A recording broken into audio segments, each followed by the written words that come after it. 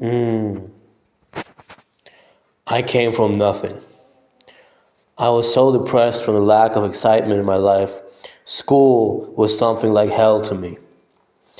The monotonous, boring hellscape that was my days spent counting down the minutes, the weekdays, the months, up until the eventual blessing and absolution came in the form of vacation and holidays, or weekends, or spending time with friends. But soon even that wasn't enough. I remember how ecstatic I was when I switched schools. Finally, a shot at a new life, a restart. But I totally blew it. I had decided to unmask one of the biggest mistakes of my life in hindsight. I got bullied hard for my mistake. It would take me years and one beautiful, successful relationship to recover. For me, this was a catastrophe. For me, this was a catastrophe. My last lifeline, which was the shot at a restart, had just turned into a nightmare.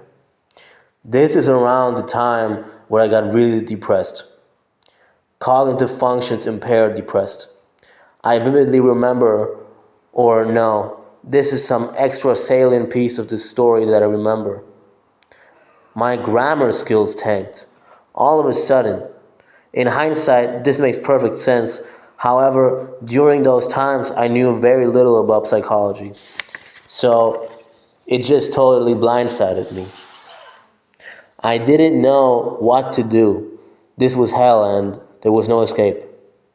University and then a job? If this was life, then I didn't want to live. And so the depression started. For real. I got extremely addicted to the internet and video games, to the point to where I skipped school to legendary degrees. I actually built up somewhat of a reputation because of it. But eventually, I just escaped to my dad in Colombia.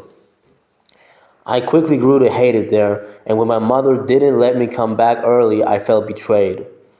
This would mark as one of the first grave transgressions on my mother's side that would cause me to develop a deep seated, seething hatred for that woman. Anyways, eventually they had had enough of me and they put me into a project funded by the government to help delinquent school naysayers, so to speak. It was hell, again. All I remember is reading a crap ton of fantasy books and eventually losing my will to resist. And eventually losing my will to resist. I gave up and I begged them to let me go back to school. Another mistake on my part, in retrospect. It was much like the last time where I had had a new chance at another life, but I blew it again.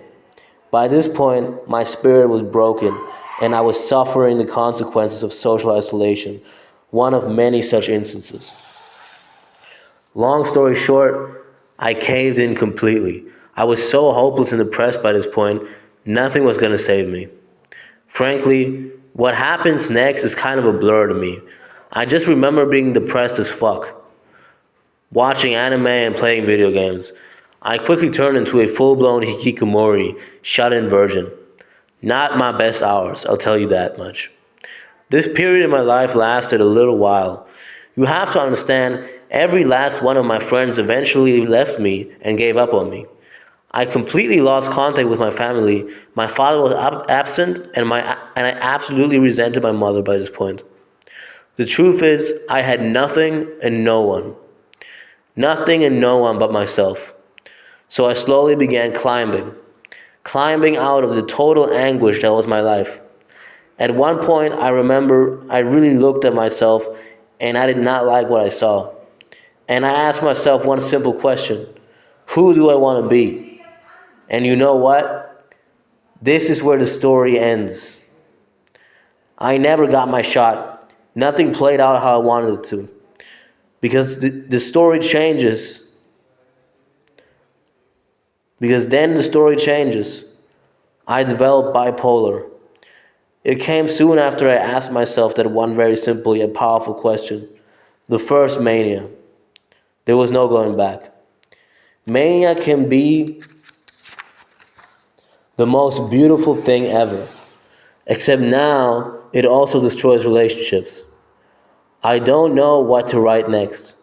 The truth is, I hate everything about bipolar. I love it. For the first time in a long time, my future is looking bright. So then I must ask myself again, who do I want to be? And honestly, it's clearer now than ever. A hero.